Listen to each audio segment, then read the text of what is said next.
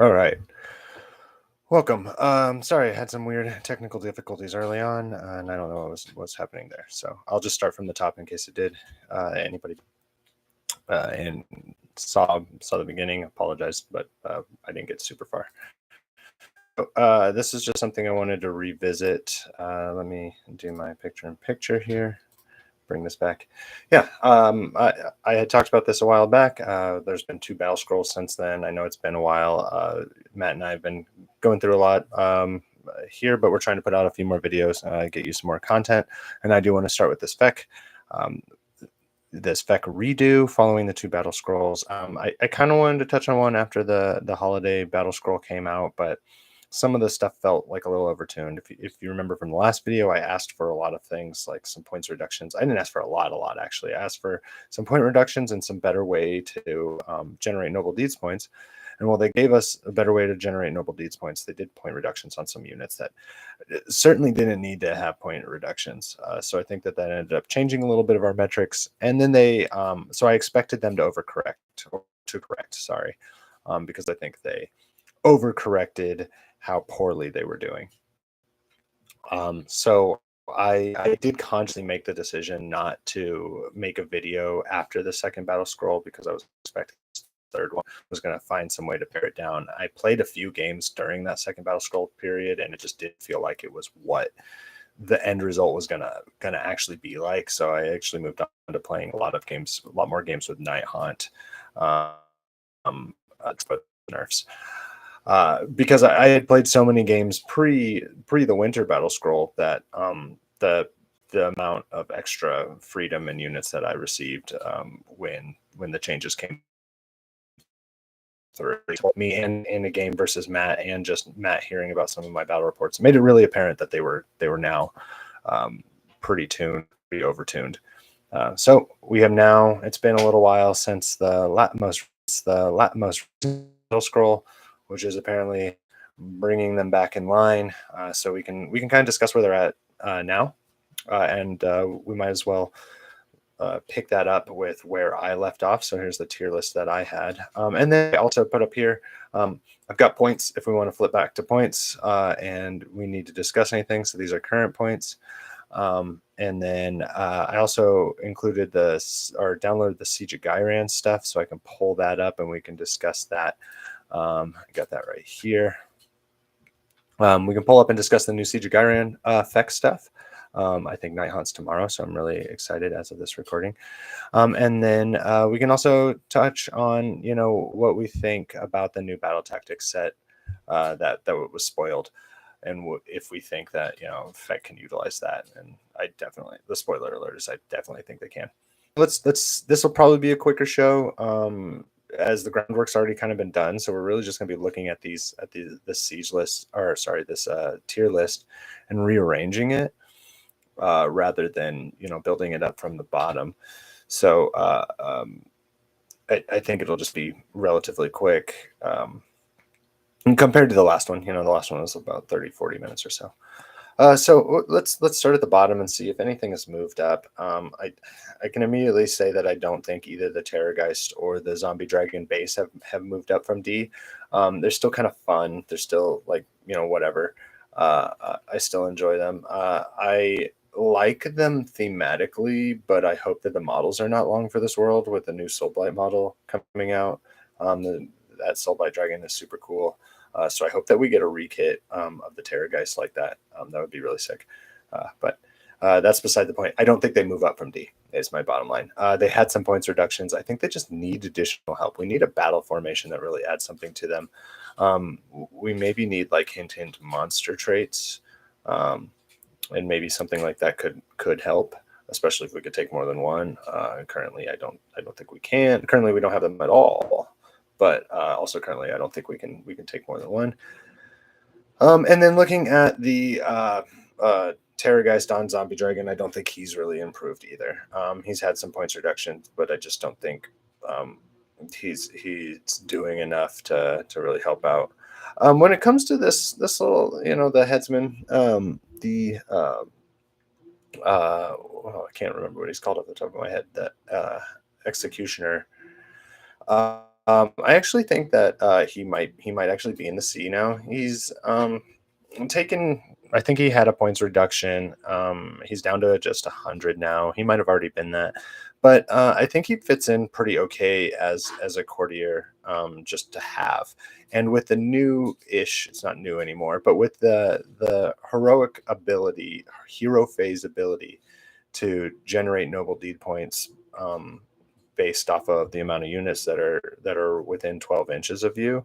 I think then you can have a cheap way to have a courtier in your army, to just bring back individual models. Because if we remember the courtiers, all the non-vampires, we got the headsman, we got the herald, we have the flayer leader and the crypt horror leader.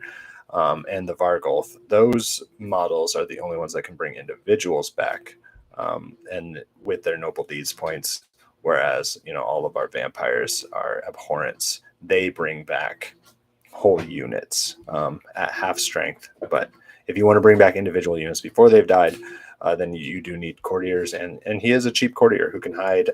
He can chain fight, which is whatever, but it might be your little bit of an engine, at least early on, until he gets picked off or something like that. I think Gormain is worth talking about. So he had a pretty significant change. So if you remember, he's got his ability. You roll a 3+ in your hero phase, picking an enemy unit that you can see board wide. You just need to be able to see them. And then you apply one of 4 abilities. One of them is +1 to wound. One of them is run and charge as long as you end in combat with them. One of them is if that unit killed an abhorrent, then you get +1 damage. And I believe one of them is +1 to hit. There might only be 3. But so that was all he did, right? And so he wasn't a wizard, he wasn't a priest, and his fighting profile is terrible. But they did change it to where when he uses that ability successfully, you do get a noble deed point. So it is even more like a prayer than it was previously, and I think that actually makes him pretty good. It still doesn't do stuff a lot, and so we're only doing this 5 times, right? Because it's only in your hero phase. So we're using this ability 5 times, and it's only working on a 3+. So the best we can really comfortably hope for is 3 times this ability goes off. Like that's what you should game plan. That means 2 out of your 5, it's not going off. If you're counting like the last turn or the first turn, you might not even really need it. So there's a decent chance that when you need this ability to work, it's not working. However, all of those abilities are super strong. You could also roll that 3+ every single time and be running and charging, +1 to wound, without your opponent's interaction at all. That's the best part. It's like, this isn't a spell.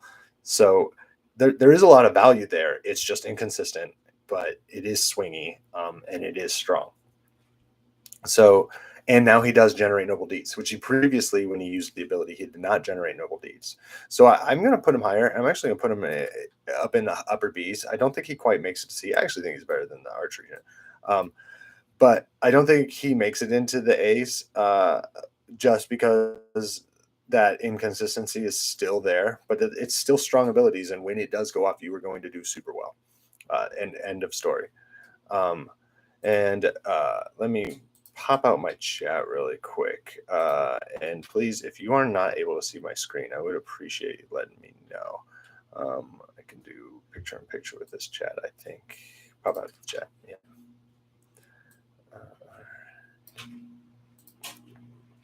Yeah, so if you're not able to see my tier list screen, just please go ahead and let me know in the chat. So moving on to the other C, is the Arch, the Ghoul King on Terrorgeist. And he is fine. Again, I think he doesn't move up from his C. He probably actually drops a little bit lower than this guy. He still can generate a ton of damage. The bites from the Terrorgeist still don't do any damage. Still don't any noble deeds, so you do run into that problem. But it's still, he can still spike. If he gets a 6 to hit with those bites, he's doing 6 mortal wounds and he gets 3 of them, and with feeding frenzy you can get 1 more. So like there's plenty of opportunities for you to get a bunch of extra damage with this guy. It's just not going to be good noble deeds generation, and he costs only slightly less than Ush, and Ush is obviously way better. So that's kind of where he's at when it comes to the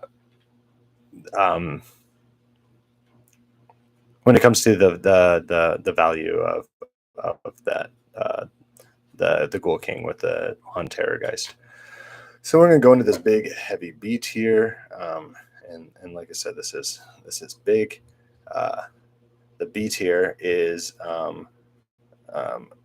give me just a second here. Hold on.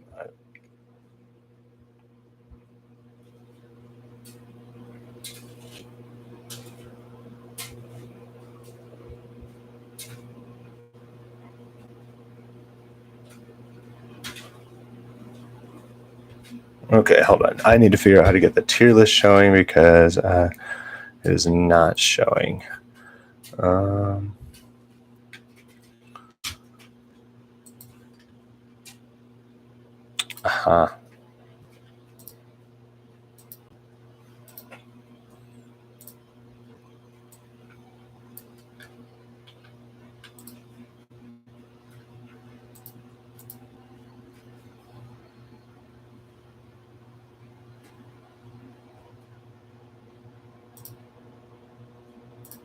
All right, terribly sorry about that, guys. So hopefully now it's all visible. So I'll just quickly recap. Sorry about that goof there. Yeah, both the Terrorgeist and the Zombie Dragon are all still at the bottom. Still not. There's essentially no changes. They had some points changes, but that's just not enough to move them up. Zombie Dragon with Ghoul King doesn't do enough if you're trying to run a monster mash, which I'm just not quite sure yet is viable. Like maybe it is, but I don't think it is. So that is also not changing. And Headsman, I am moving up, and that is because he is a little bit better now. So I moved him up into C tier because of the ability to generate the noble deeds. Ghoul King on Terrorgeist is just slightly better than the Ghoul King on Zombie Dragon, and enough better that I think he's a viable option, but it's hard to justify him in Usheran. And then Gourmet I talked about and moved him to the top of B. So that's where we are. And then I'm going to start down here at the bottom of these guys. So we have the Crypt Horror Courtier, and he gets to chain fight with the Crypt Horrors, which is okay, and he gives them +1 to hit, which I kind of like. It's more valuable than just a normal chain fight, and they I think already hit on 4s, so it does create a little bit of value for the unit. It makes the unit a little better, and it helps with your CP economy. I think it's fine. Like, and I'll probably scoot them up a bit. I mean, actually, I don't think I do. I think I'd leave them in B regardless. And probably near the bottom of B, just because you can actually run the Crypt Horrors a lot of times without him. And so what it comes down to is not needing to bring him. So that's why he probably sits at the bottom of B. He probably could bring him. So that's why he probably sits at the bottom of B. He probably could get closer to C, but he's a little bit more survivable and he's a little hittier.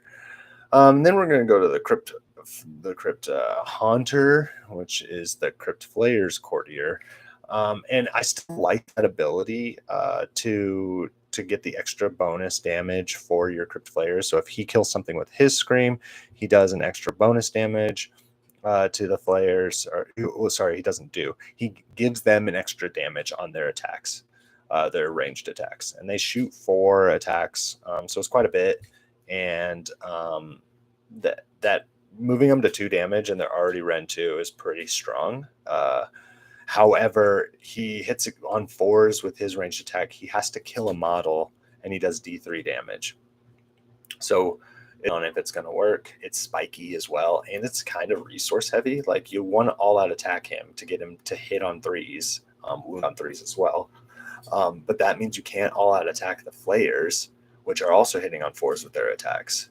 So it just ends up being, and you don't have any ways to get +1 to hit for ranged attacks. So you end up running into a bit of a problem, a resource problem, utilizing him. I thought he would be cooler. I tried him out a lot. I tried to make him work. And there's just often that I couldn't get to. And they also have to be within a certain range of him. And often the 2 units wanted to be in different spots. So these 2 guys are both going to remain where they are. Perfectly fine, perfectly viable. That's what B is. It's fine. You can take it. It plays into the build. If you're taking these guys, it'll work. But they're not cream options. Next, I'm going to move on to the Royal Beast Flayers. So these guys have overperformed games. And I think the meta is in a position to where they can overperform a lot. Just give me a second.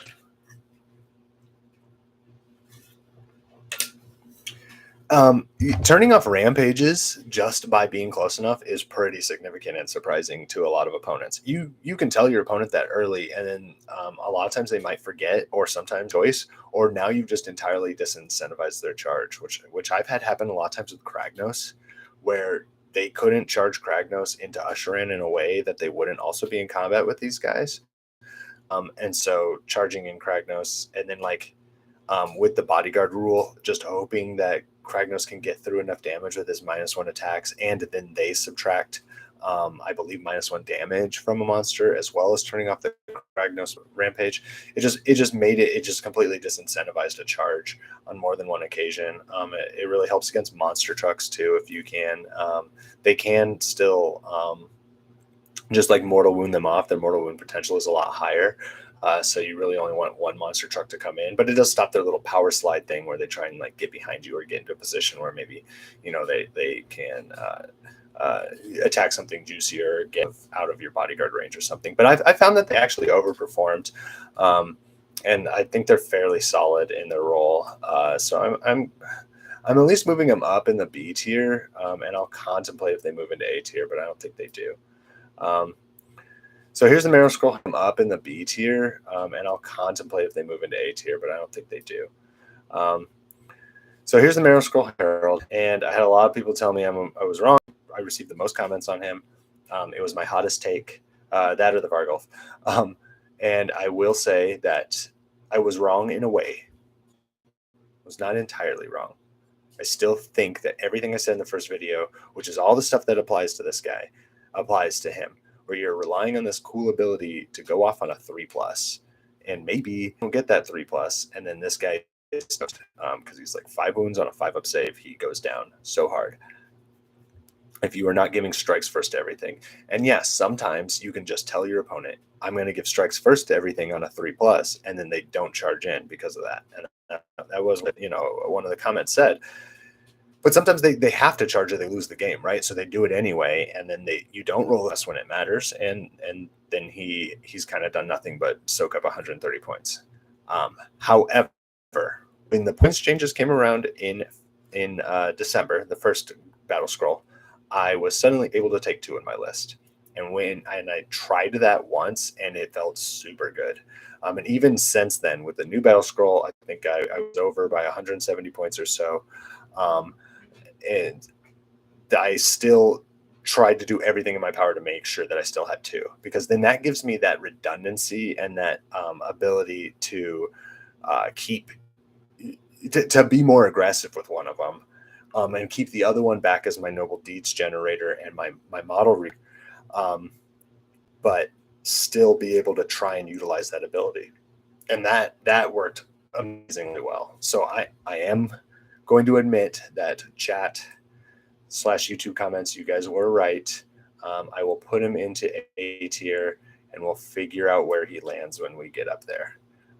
He's been very solid for me, and I was wrong. But you need 2. And I stand by that. Like two makes it so you can just make all those decisions and you can be super aggressive with him, and that's what you want. And I think that's where it really works. Crypt Guard, I think they're exactly still where they're at. Their points are relatively unchanged. They are fine. I don't think they outperform ghouls, and I don't think they're better than beast flayers. So they're going to stay where they are. Cryptors down a lot. Oh, I skipped the flayers, but we'll get to them. Cryptors are making their points back, even though I hate that concept. I can do a whole video on making their points back being dumb. Maybe I'll do a short on it. But they never punched when I need them to. Objective control 1 is terrible, as I'll talk about shortly on these bigger models. It's just not good enough. They don't have enough wounds. They don't have a good enough save, and then they require resources to be able to. They're just not there. And I know you can recur them, and I know you can really, but it's just not. It's not there at all. And they have serially underperformed for me. The Crypt Flayers. So these guys have also serially underperformed in some ways. The shooting attack is actually pretty good, and I think that having some shooting in almost every list is great for applying command point pressure on your opponent, and that it's really important to do that. And that the ability to be able to pick up guys and bring them outside of the chair is also really good, because it's your only way to scoop guys out of the chair, outside of teleports, having a teleport already. That's not a move action, but it's just, I would keep them in my list if it wasn't for the points. The points changes most recently happened. The Spring Battle Scroll update pushed me about 170 points over on my list, and these guys just came onto the chopping block. Is really what it came down to. I did some rearrangement. And got switched some Crypt Ghouls in for something else. Crypt Guard, just to give me like a similar amount of bodies as my original list had. But I had been slowly cutting these down from first cutting the hero, then cutting them down from a 6-man to a 3-man, and so now they're fully out. I think there's still place for them. It's a little bit shorter than you think, even with a 12-inch move. I think if it was a 12-inch range, I would really like them a lot more. Yes, Praetorian, you did miss the hot take on Gourmain. He is much better than he used to be, and he having the ability to gain noble deeds off of his ability, I think, jumps him up quite a bit. Even though we're only using it 5 times, there's a lot of work. There's a lot of times you're going to need it to work and it won't work, but as long as you're just never relying on it, it's always just like this kind of bonus. I actually think he can be pretty good. And now he doesn't take a slot, and that he's jumped up quite a bit. You're already probably going to be hero heavy, at least the way that I run the list. So that's kind of where he's ended up. And I think he is absolutely worth taking now, whereas I did not earlier. Arch Regent, I think he probably doesn't move, honestly. I've had a hard time taking him, just because he's really efficient for a 2-cast wizard. I just found that I often don't need it, and his 3+ to bring a few models back again just doesn't work sometimes. So we're only expecting it to work 3 times out of a 5-round game, and that's just maybe not enough for how much you're paying, and you kind of want some other things going on. I just perfectly serviceable. Like, he's perfectly fine, but he just does not get pushed up into A. He doesn't synergize well. He doesn't move very fast. So that's just kind of unfortunately where he's at. So we're going back up into A now. We've got Crypt Ghouls, we've got Vargulf, we've got the Gore Warden, and we've got the Morbeg Knights. So the first thing we'll do is another thing. I will move the Vargulf down. I'll move him down into B. There's some interesting synergies coming out with him, which is cool.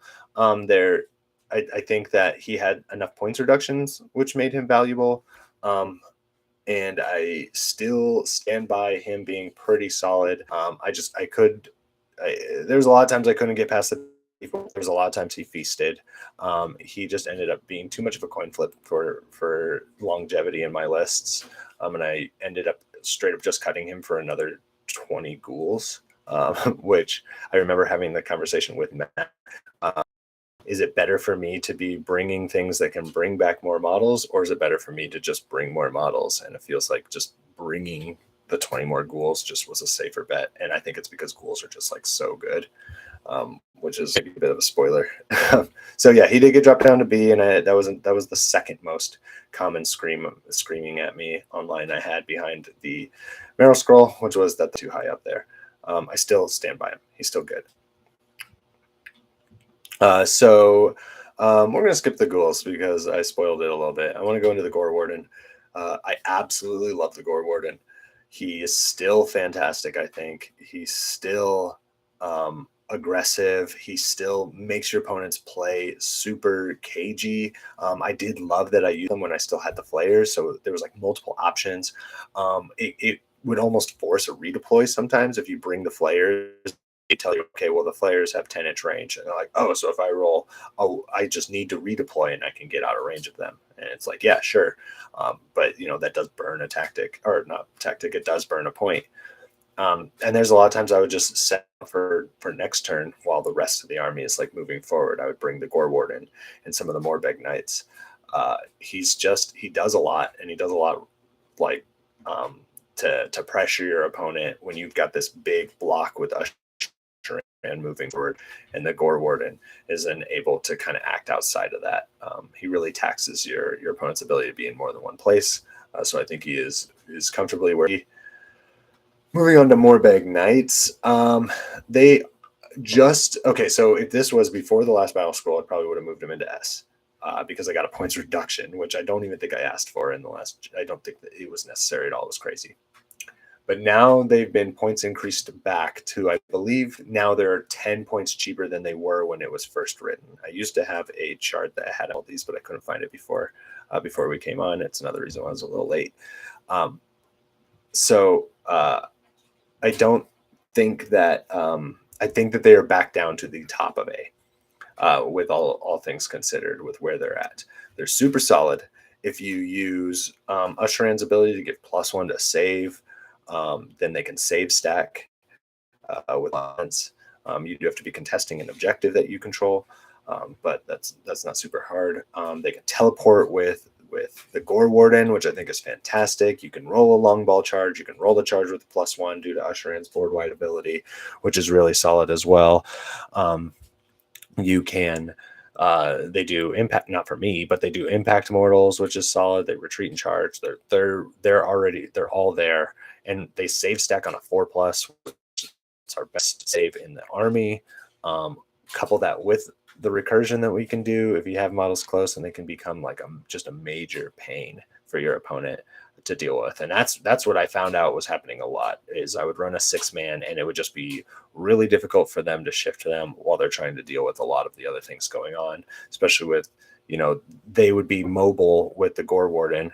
And it would just, it would be problematic. I'm not moving them into S because I think that they are now not toned down, but with the points increases and having them be where they should be, they're pretty much in the same spot. And to truly spam them, you don't have a lot else in your army, and I think most lists have a way to counter out, you just spamming these guys. So then we're going to talk about the ghouls, which are the last thing in A tier, and I'm moving them up to S. They've just remained as solid, overperformed comparatively to what I thought they would do. They don't fight so good that I think that you need to be running Ghoul Patrol, but they just don't die often enough that they can just ruin your opponent's plans, absolutely ruin them. And I just run 20-mans.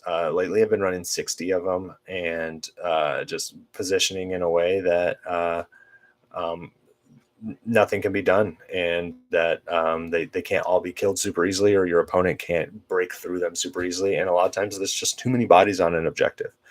They've remained cheap. I think they got a little decrease and they didn't go back up. So they're kind of a mainstay of my list. It's just a ton of bodies. You got to play fast. You have to be able to play fast, but they are good. And then Usherin is going to remain where he is. He's absolutely necessary to the list, to the army for the most part. I mean, I think you can play without him, but like you're being silly if you are. He just does so much, and he continues to do so much. Just go look at his war scroll if you really need to, because he even went up, I think, 20 some points, and there's no movement, because like you still start a list with him every time. And then the Cardinal also hasn't moved. I think that there's a little less pressure to take him with that new ability. We have new-ish ability, but the fact that he can still be generating his extra noble deeds on both hero and enemy phases all the time makes him super solid, and couples well with that ability. Most of the time, I can get Usheran to 6 noble deeds right on turn 1 if I roll decently, and get at least like 1 spell off. But if I get 2 spells off, the odds are like really, really there. That model is just fantastic, and just being able to passively hand out noble deeds is an incredible ability. So here's the new tier list. Feel free to disagree with me, drop comments on why I'm wrong. I think this is it for the twilight of the GHB. I think if you play anything B and up, you're going to be doing fine. The army is positioned well as long as you're playing into your strengths. If you're in that S&A region, that's so to people that play me locally, or people I played with online and in TTS, have probably noted that my list is the S&A tier. I really think that those are some of our best and the best things that we got.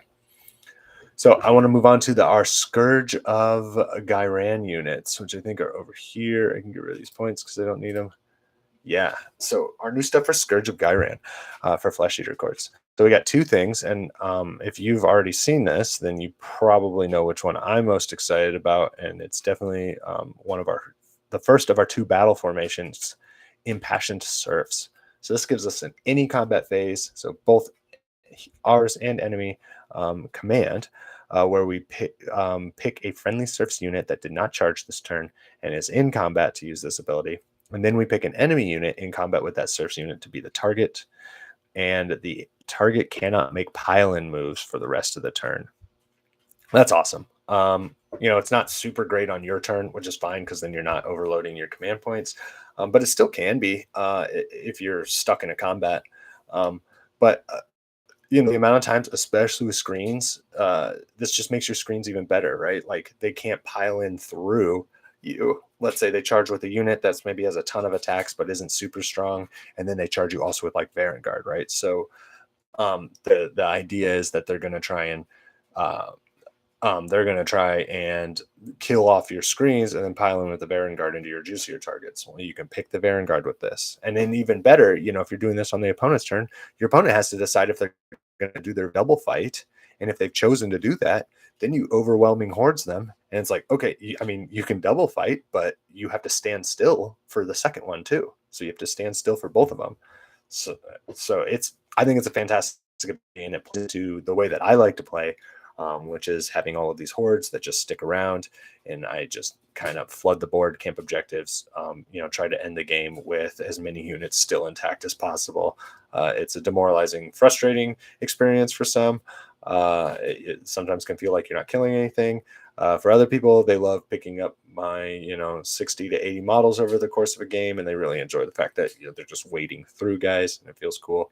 I really and I think it's strong. It's probably what I'm going to be messing with a lot when the next GHB drops. I'll probably do some sneak practice games too with it and just kind of see. Questing Courtiers is, I don't like it. I'm just going to say that right now. I think we have better options. It gives it's a passive. It gives friendly Flesh Eater Courts heroes 5+ ward if they destroyed a unit this battle. Most of them aren't going to be doing that. Maybe your Vargulf will. Maybe your Gore Warden will, but most of them just aren't going to be doing that. And if they are, I don't think a 5-up ward is going to be enough to save them. So I just don't think these things are very good with how low our hero saves are and how we don't have like that killy heroes that often. Maybe if you're doing some interesting stuff with the new and maybe a bunch of Vargulfs, maybe you're doing something weird and maybe then it works. But we also have other ways to give this ward. You know, you could take the heroic trait, or if you have 6 noble deeds, you have a 5+ ward, or you can take the prayer where you just hand out a 5+ ward. So we have other ways to do it. Having to have killed a unit means this probably isn't getting turned on until turn 3 at the latest, or the end of turn 2 if you are at the earliest, end of turn 2 if you're like crazy fast or something. Just doesn't seem super likely. Then we get monstrous traits, which is really exciting. I know some of my friends are also incredibly excited about it too, because they're hoping they get monstrous traits or they get boat traits and all this stuff. So I'm excited for them as well, and I hope that they do get some boat traits and monstrous traits for the factions that they're playing.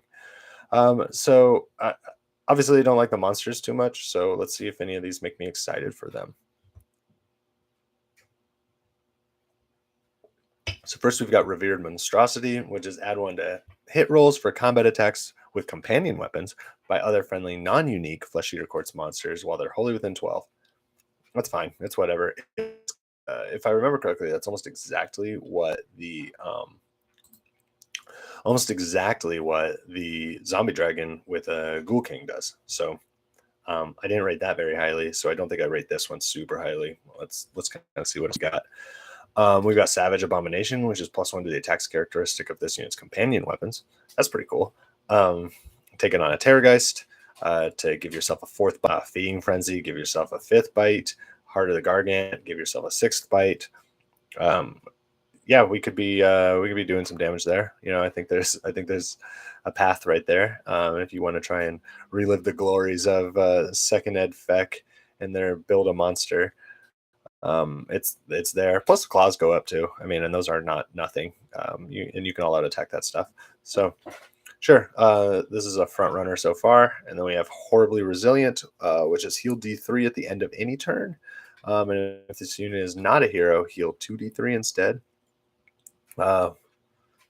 Yeah, okay. I don't know. Every turn is kind of cool. I will say that. Every turn is cool. And then if you are a hero, you're healing D3 at the top of the turn as well. So, that's 3d3 in a turn. That isn't bad. I don't know that we're survivable enough, but maybe if you're teching on the 2 extra wounds with the heroic trait, then maybe we are able to push it a little bit. So overall, these monster traits are fine. I think I like that they're trying to push monsters. I like that they're trying to create this and they're trying to carve this archetype out. I didn't feel like they did that very well with Lauka Vi. Again, like she's one of my favorite models, and I feel like they dropped the ball with her every time. She hasn't been good since she came out, so maybe she'll get a Scourge of Ghyran, and maybe I'll do a short on that rather than a whole episode. Because I did one for Iridan, like so they recognize that they make really cool models and then bungle the rules. So then let's look at these new War Scrolls. So we got the Ghoul King. So this is a Ghoul King redo. His stats are the same. With the 6+ ward, 5 health, all this stuff is the same.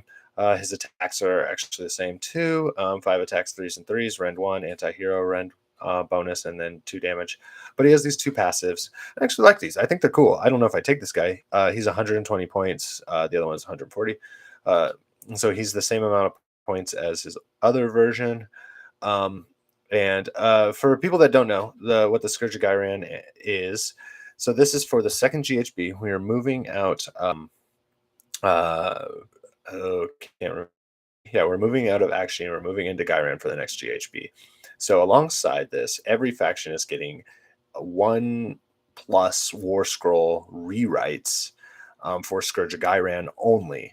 So these aren't. You can't play these during the twilight of this current GHB. And then also you can't play these variants in the same list as the normal version of the War Scroll. So you do have to pick which variant you're going to use between the 2. And there's a little bit of fluff explaining like why these guys act differently in this realm, which is pretty cool. I read both of these. Although arguably the Gore Warden is almost identical to the way the Gore Warden is written in both the third ed tome but I don't know. So back onto the king, his rules. He has this cool passive where he gets to add 1 to the attack's characteristic of melee weapons for non-monster flesh eater courts heroes only within 12 inches of this unit. In addition, add 1 to the attack's characteristic of this unit's melee weapons for each hero around him. So all the heroes give him +1 attack to a maximum of 3, which is maximum of 3. Why? Realm of Fire to the Realm of Life. I don't know why you cap it, because like we could never get it super high anyway. But I guess okay, I could see why we could bring a ton. Okay, I could see why we can bring a ton of these guys, and then that gets kind of bananas, right? Like no, because the same passive can't affect the same guy more than once. So yeah, I don't understand the cap, but whatever. They must have play tested and thought that this guy with attacks was too many. I don't know. Like Haywo says, fun detected. So I do like this, and I actually like this a lot with because he's going to add +1 attacks to both of Vargulf's attacks. Vargulf has a pretty good damage 3 attack. And then you can Feeding Frenzy to have 3 of those. And then I think he's up to like 7 or 8 of his other claws. Like he becomes pretty beastly. Other stuff I don't care so as much. I mean, if you look, most things have about 5 attacks if they are abhorrents, and courtiers have 4-ish. Maybe some of the bigger ones have 5. It's only melee weapon, so it doesn't make your screamer any better, which I wish it did. That would have been really cool. So I don't mind it. For 120 points, I'm not sure if he fits in. I'm always finding myself like with too many abhorrents, and I always want more courtiers. So I don't know who he takes the place of, is what that comes down to.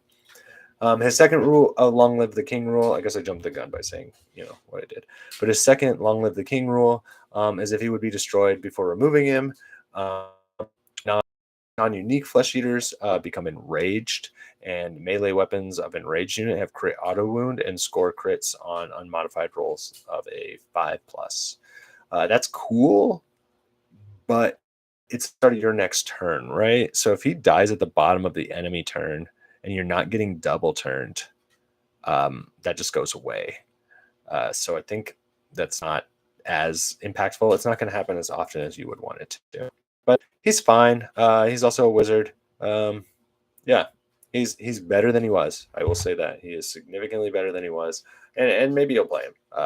Actually, I don't even think I have him on my list. I think I keep forgetting to put him on the list, the normal version. But moving on to the Gore Warden, I've already had some conversation about this with a few locals, and maybe part of it comes from the idea that one, when I look at abilities, I expect my opponent knows I have the ability to use this and I'm going to use it, and that they'll retain that knowledge. And that's not fair, but I think it's good to go into any situation like that. I had a chess teacher when I was younger tell me that if your strategy is to hope your opponent makes a mistake, then you're already losing. So I think planning a list with that idea is a bit of a challenge. So when we get into this guy, I'll kind of discuss where I think that applies here. I already hold the original Gore Warden to a really high standard, so this is going to need to blow me away, right, in order to be worth it. And so stats wise, he's the exact same.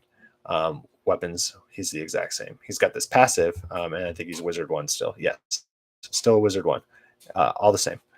His passive is while this unit is within combat range of a friendly Knight's unit and this unit has charged, he has a 5+ ward, and his Glory, Talons, and Fangs have charged +1 damage.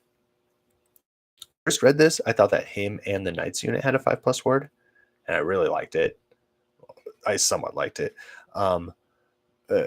But it doesn't say that. It's only him. And then his Fangs having +1 damage is whatever, because if we don't have any way to rent through the saves, it's whatever. Like, 3 damage claws on 5 or 6 attacks with Feeding Frenzy is not insignificant by any means.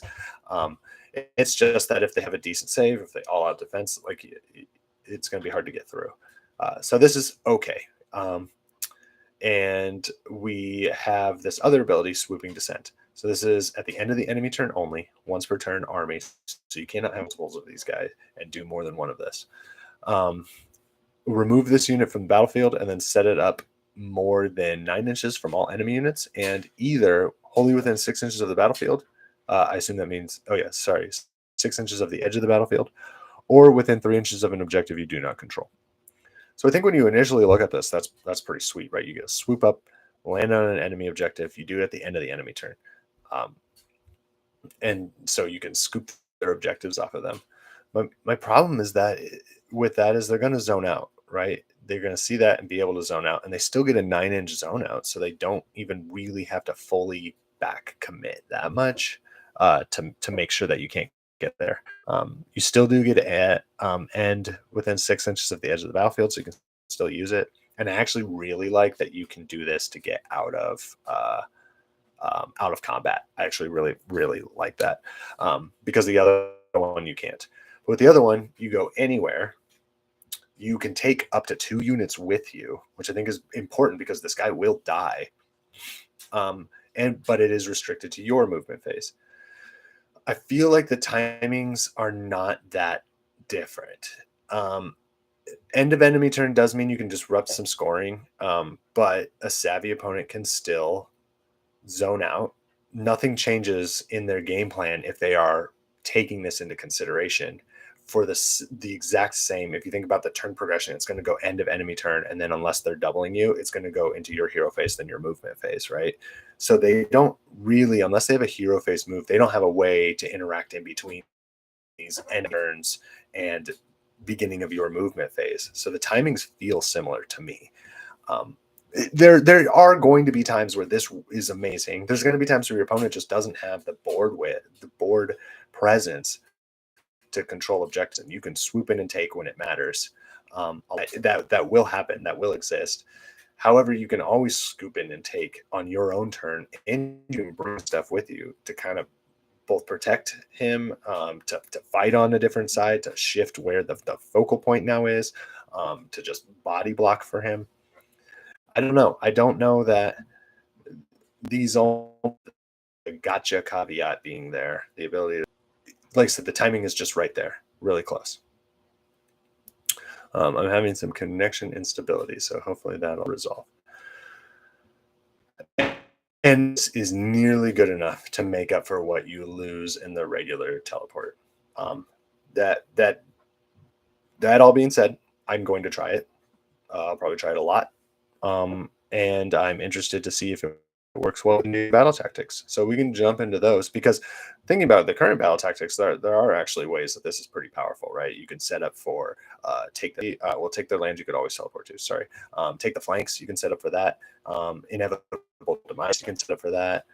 Seize the center, you cannot really set up for because of the objective rule. But with his 12-inch move, you can probably get there. So previous battle tactics, you can actually go after pretty well with this. So I wonder if we have anything in the new pack that will make being able to teleport on the enemy turn and be in position to take the battle tactic at the beginning of your turn, make that worth it. Because then he is, then that there is a significant difference there. All right, so that's where I'm at on the. I'm excited to try the Gore Warden, the Ghoul King. I don't think I play the style enough, but maybe I'll try that out in a friendlier game too, and just kind of see how I feel about it, especially in some TTS. Get at me if you wanna try it in TTS, and I'll do something goofy with a Cannibal Court. All right, so we do have a battle tactic card too, and I want to briefly go through this and just see how we feel about FEC. I'm starting to get pick this scouting force. Does this seem viable for FEC? So at the start of the battle, every non-hero infantry and non-hero cav unit within friendly territory becomes a scout. Replacement units also gain scouts, and then I can't complete these battle tactics if any of my scouts are in combat. So the replacement units become scouts is pretty awesome. I love that. So let's see if that comes into play. So the first one, you complete this battle tactic if at the end of your turn there are 3 or more friendly scouts wholly outside friendly territory. This importantly does not say that they can't have been set up that turn. So we can complete that by bringing a unit on that was killed in the first turn, that was alpha struck. And if we can recur it right off the bat, we can do that. We can teleport. So that's awesome. We can teleport in our turn. So the Gore Warden argument doesn't matter. This is good. We have quick enough units that I think this is solid. Obviously, territories are going to matter. Like if there's a ton of full table territories, then this becomes a little bit more challenging. But Gore Warden being able to pull a unit, maybe flayers come back. Maybe I'm putting flayers back in the list for that mobility. We can have 2 units who are across, and then only have to get 1 smaller unit of infantry across. I think this is viable for us. Bold Explorers, you complete this battle tactic. So sorry, if you're unfamiliar with these, you have to complete these in order. So you can only complete 1 a turn, and then you unlock the next one, then you unlock the next one. They're supposed to get harder. We'll see if they are. So the second one is Bold Explorers. You complete this battle tactic at the end of your turn if 3 or more objectives or terrain features that you control in any combination are being contested by friendly scout units, and those terrain features and objectives are within enemy territory. So that's fine. 3 is a lot. I actually think this one ends up being harder than this one when we'll get to that. 3 is a lot. You have to be able to control them.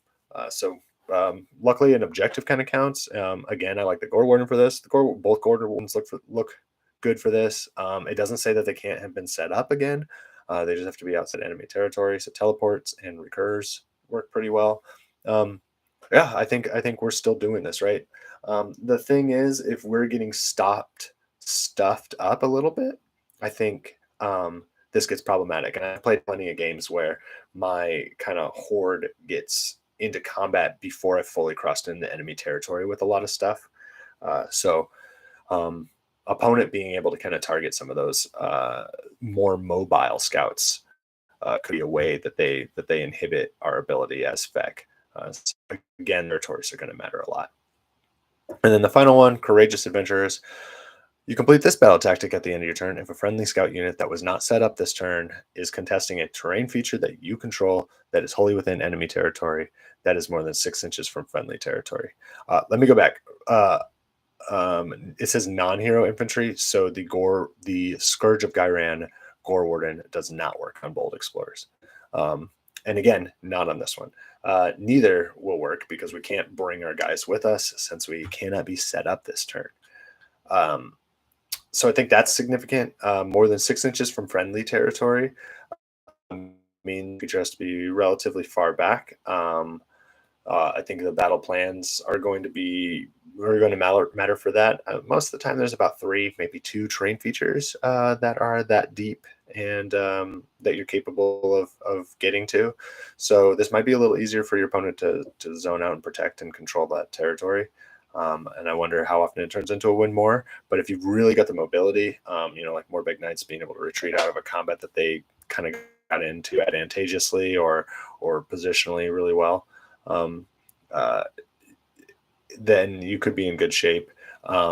You also, I would like to point out that all you need to do is get 1 model from the unit was not set up this turn. Then you can set up another unit on this terrain feature and guarantee that you control it as long as the 1 unit, the 1 model from the 1 unit of scouts was not set up. So you can kind of combo, mix and match.